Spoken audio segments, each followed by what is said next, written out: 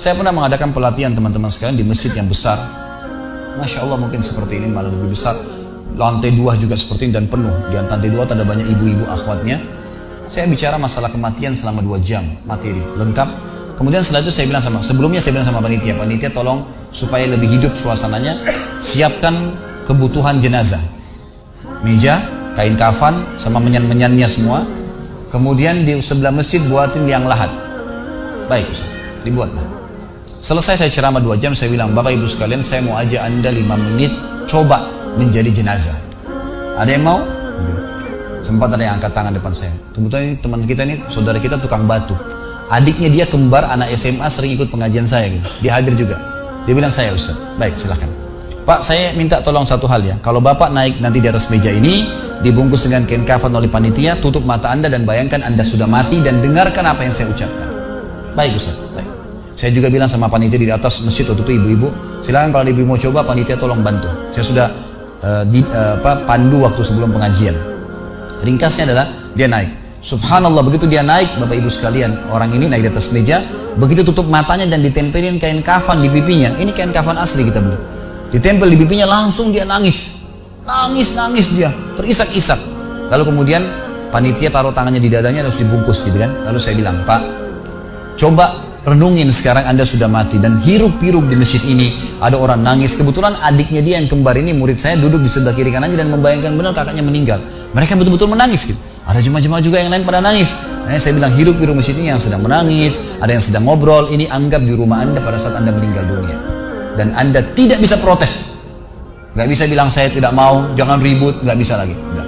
Panitia pun menaruh tangan kanan di atas tangan kiri, kita gak bisa protes taruh di dada. Dibungkus dengan kain kafan pun gak bisa.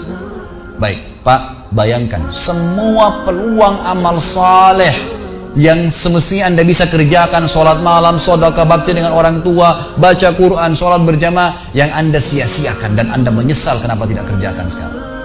Dan bayangkan semua peluang dosa yang Anda tidak sia-siakan, kesempatan zina, berzina, kesempatan dusta-dusta, kesempatan riba-riba, semua dikerjakan, dan Anda tidak sempat taubat dan Allah akan hukum Anda sekarang.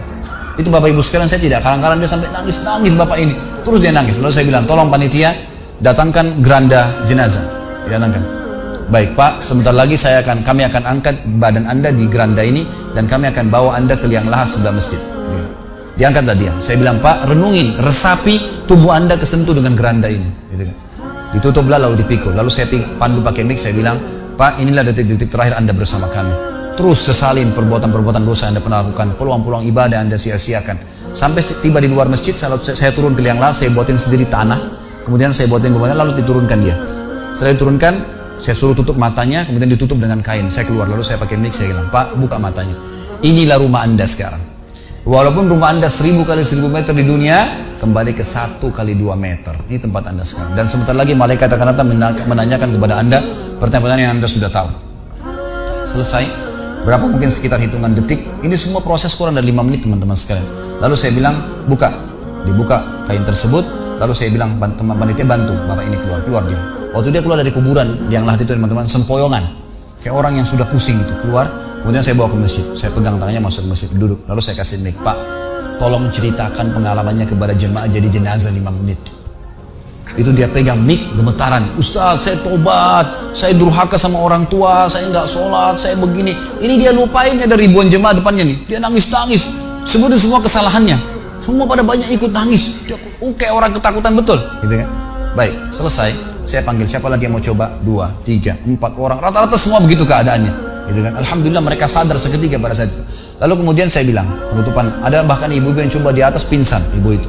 Kita bukan nakut-nakutin, tapi memang saya praktikin. Lalu saya bilang begini, Bapak Ibu sekalian, sebagai penutup acara saya bilang pada saat itu, bahwasanya ini hanya praktek jadi jenazah. Tapi ini ya akan datang satu waktu Anda dibungkus kain kafan tidak bisa kembali lagi. Sekarang masih bisa kembali beramal soleh. Dan ini pernah diperingatkan oleh Hasan Basri rahimahullah. Beliau pernah ngantar jenazah diikuti oleh seseorang. Lalu Hasan Basri tanya, wahai fulan, kalau seandainya jenazah ini tiba-tiba hidup sekarang, apa yang dia kerjakan? Kata orang ini, tentu dia akan sholat, dia akan puasa, dia akan ngaji, dia akan kerjakan ibadah-ibadah. Kata Hasan Basri, kenapa? Dia bilang karena dia sudah mati, dia tahu nilainya ibadah itu. Kata Hasan Basri, yang kau ucapkan benar, tapi di depan matamu ini tidak bisa hidup lagi.